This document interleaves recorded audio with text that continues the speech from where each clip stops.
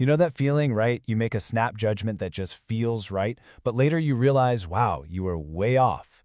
Or maybe you feel this deep, irrational fear of something, even when you know the statistics say it's perfectly safe.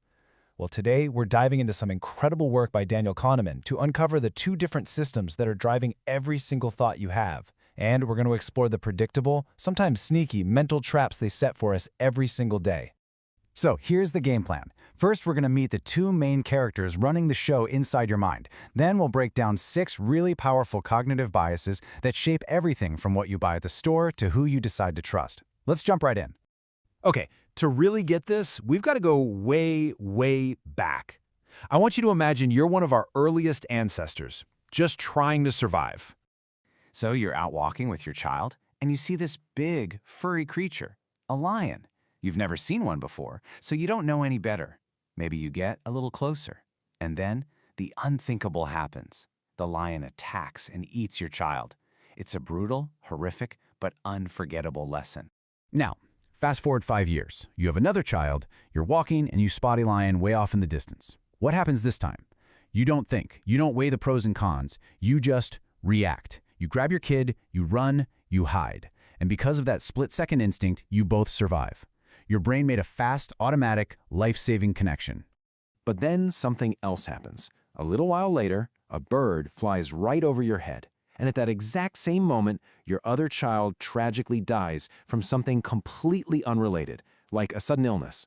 But your brain, it doesn't know that. It's a pattern-matching machine, still wired for survival. It sees two things happen at the same time and, bam, it makes another one of those lightning-fast connections.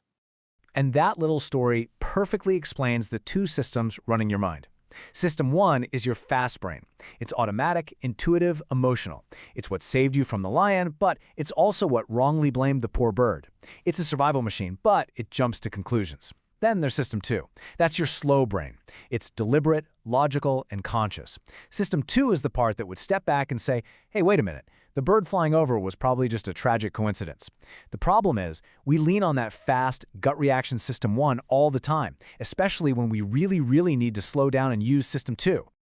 So let's see how this plays out in the real world. Our first major mental trap is something called anchoring. It's this weird tendency where the very first piece of information you get can completely warp your judgment from that point on. All right, quick question for you. Is the tallest redwood tree on the planet more or less than 1,200 feet tall? Just think about that for a second. Now, make a guess. What do you think the actual height is? So, check this out. When researchers asked one group of people that exact question, with that high anchor of 1,200 feet, the average guess was 844 feet. But then, they asked a different group a slightly different question. Is the tallest redwood more or less than 180 feet tall? With that low anchor, the average guess plummeted to just 282 feet. I mean, that is a massive difference in guesses based on absolutely nothing but a random number they heard first. And this is used against you everywhere. Think about the sticker price on a car, or the original price you see crossed out on a sales tag. That number becomes the anchor. Every negotiation, every thought about what a good deal is now secretly tied to that first number. We rarely know what things are truly worth, so our brain just latches onto the first piece of information it can find. Okay, next up is something called the availability heuristic. That's just a fancy way of saying that if you can recall something easily, your brain assumes it must be more important or happen more often than it really does. And what's easier to recall than dramatic, scary news headlines? I mean, we've all heard people talk like this. There's this constant anxiety because the most vivid, terrifying stories, plane crashes, shark attacks, get all the media coverage. Those images are powerful, they're easy to picture, they're available in our minds. And because of that, our brain seriously inflates the risk. But here's the reality check. The statistical probability of you actually being in a plane crash is incredibly close to zero. The world just isn't as dangerous as the most dramatic headlines make it out to be. Our brains judge risk based on the stories we remember, not the data we don't. And as a result, we end up fearing all the wrong things. Let's talk about this. Why does losing 20 bucks feel so much worse than the joy you get from finding 20 bucks? The math is the same, but the feeling isn't even close. This is called loss aversion, and it's a huge psychological force that quietly dictates so many of our choices. Okay, I'll make you a bet. Let's flip a coin. Heads, you win $1,100. Tails, you lose $1,000. Now, from a purely logical, mathematical standpoint, the odds are slightly in your favor. You should take this bet. But would you? Really think about it. If you're like most people, you'd say no way.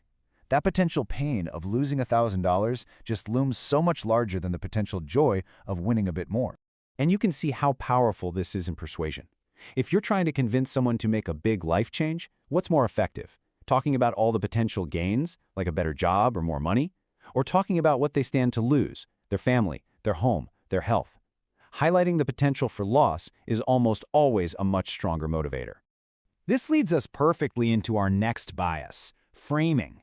It's all about how the exact same information, presented in a different way, can totally change how we feel and what we decide to do. Imagine a doctor tells you that you need an operation. He looks at you with a very serious face and says, there is a 10% chance you are going to die. How does that make you feel? It's terrifying, right? Your brain is immediately fixated on that risk of death. Now, what if that same doctor, for the same operation, said, there is a 90% chance you are going to live? The statistic is identical. Nothing about the odds has changed at all. But the feeling? It's completely different. One frame focuses on the loss, the other on the gain.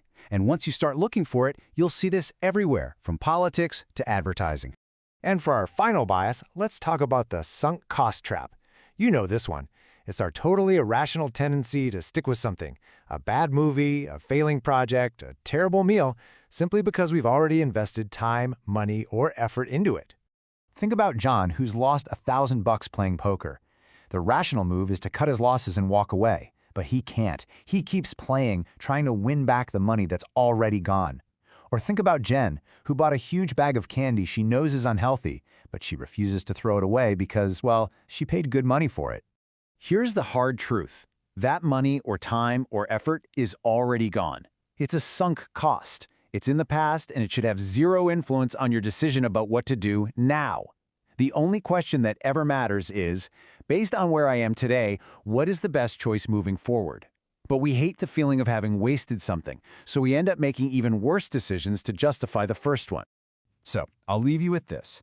Look around your own life. What's that piece of exercise equipment you never use? Those clothes in your closet that don't fit? That online subscription you keep forgetting to cancel? Are you holding on to it because it brings you value today, or just because you paid for it in the past? Understanding that trap is the very first step to escaping it.